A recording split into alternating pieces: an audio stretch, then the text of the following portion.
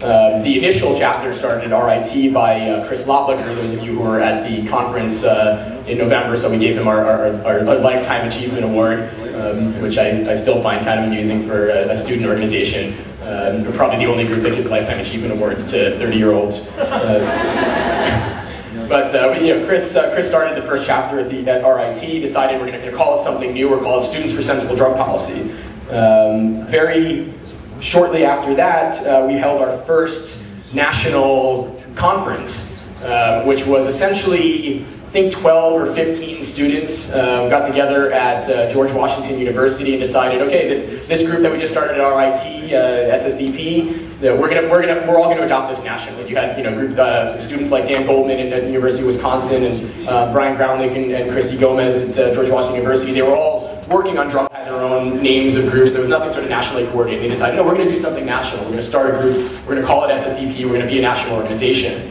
DRCnet, Drug Reform Coordination Network, Stop the Drug War, most of you are probably familiar with. They offered a desk in their office in Washington, D.C. for SSDP's first national director. We weren't even incorporated as a 501c3, a nonprofit organization at that point. We just had a desk in someone else's office. We still share office space with them, by the way, except we have twice the staff that they do these days. Not to put down DRCnet, we love them there. We wouldn't be here without them, but just to show how far we've come.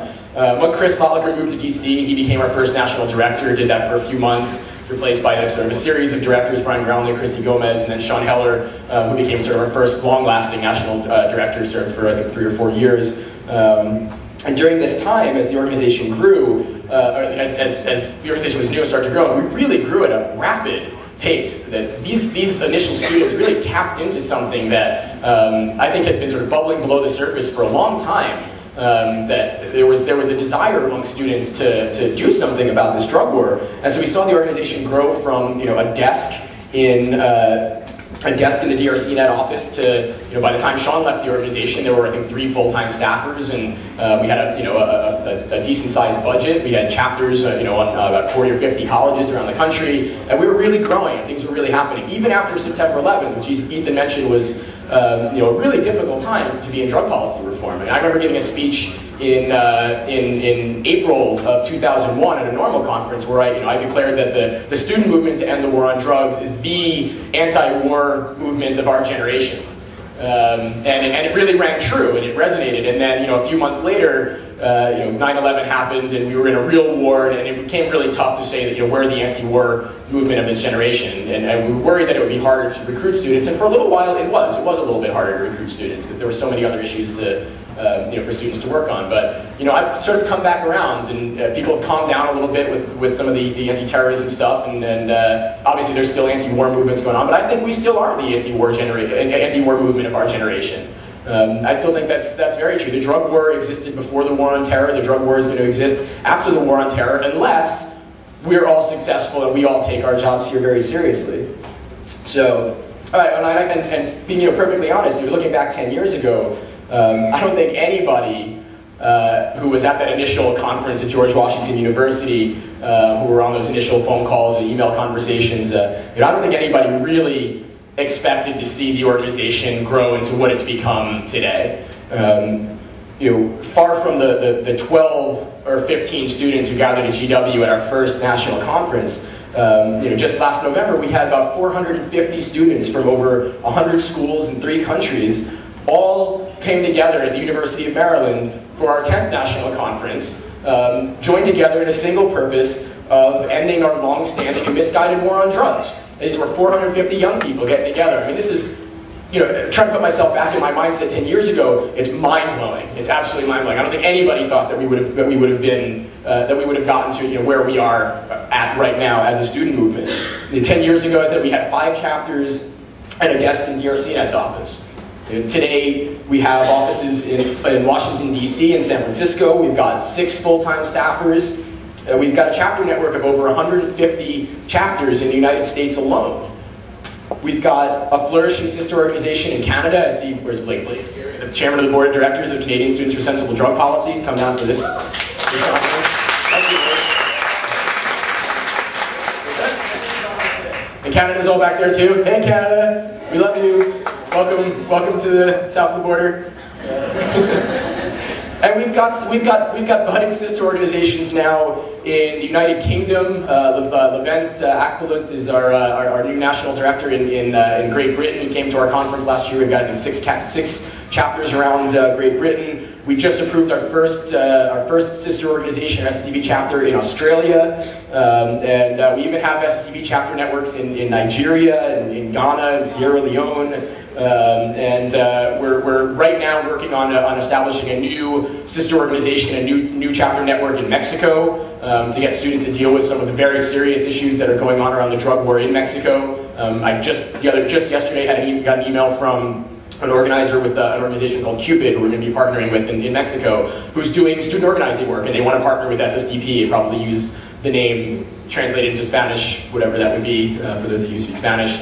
But we're going to have an organization in Mexico. I talked to a woman in Vienna recently who wants to start SSDP chapters in Malaysia. So it's unbelievable that we're not only expanding in leaps and bounds here in the United States, we're expanding all over the world.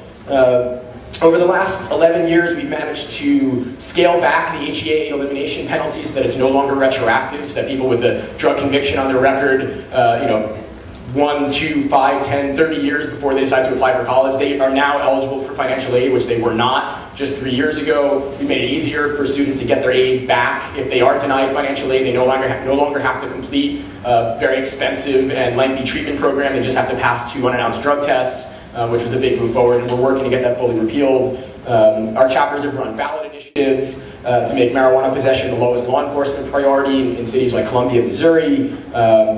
Chapters on about 12 or 15 or so campuses around the country have now enacted life-saving Good Samaritan policies on their campuses, including I think a number of groups who are here today have gotten those policies passed on their campuses, which are really going to save lives of students all across the country. This is something that shows that we are not just, as Ethan said, we're not a pro-drug movement, we're a pro-responsibility movement. We actually care about public health and public safety and the well-being of students. And working on something like a Good Samaritan policy, I think, is a really good way for SSDP to demonstrate that we're not just about using drugs and having fun, but we're about responsibility, and we're about saving lives, and we're about public health. SSDP has been featured in Rolling Stone magazine, New York Times. I've been on Fox News and Today in New York, and thanks to Tom Angel, who was our media guru for a while, who got us most of that press over here. So everyone give a big round of applause for Tom. We're really embarrassed about that.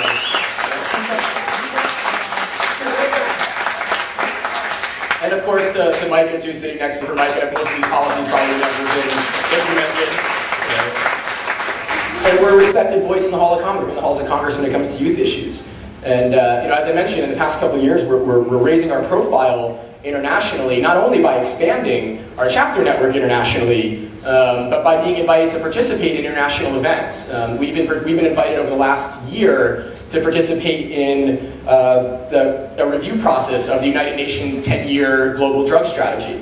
Their last 10-year strategy expired in 2008. They spent the entire last year reviewing this process and asking groups for recommendations for the next 10 years moving forward, and SSDP has been an active participant in that.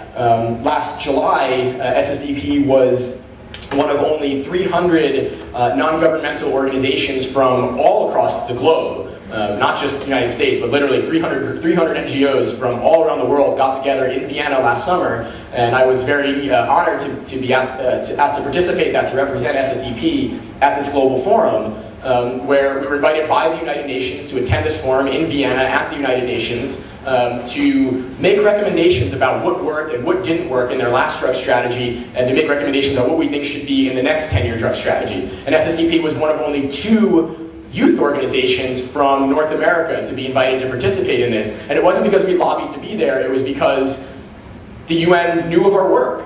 And the regional organizing organizations who got to nominate the groups from various regions, they knew of SSDP. And they knew of SSDP because of the work that we do nationally and because of the work that you guys are doing on college campuses. And they wanted SSDP to have a seat at the table. And this wasn't, and just to keep in mind, this wasn't an event that was made up of drug policy reform. It's like, yeah, we were there, and LEAP was there, and the Drug Policy Alliance was there, but so was the DARE program, and the Partnership for a Drug-Free America, and the Drug-Free Schools Coalition, and the Canadian AIDS Action Network. So you had everything. You had the public health groups, you had the prohibitionists, you had the drug policy reformers, all in the same room. And this was just North America.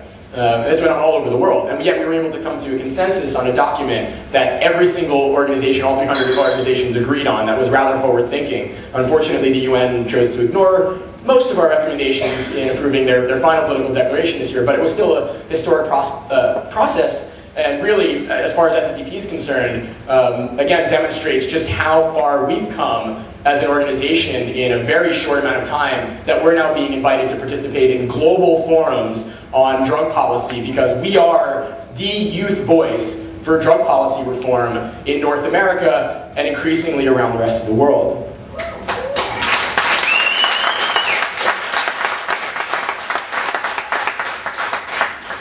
And I'm really, really pleased to announce here that in the next few weeks, SSDP is going to be hiring our first ever alumni director. It's going to be a full-time staff position based out of one of our offices. We're not sure which one yet.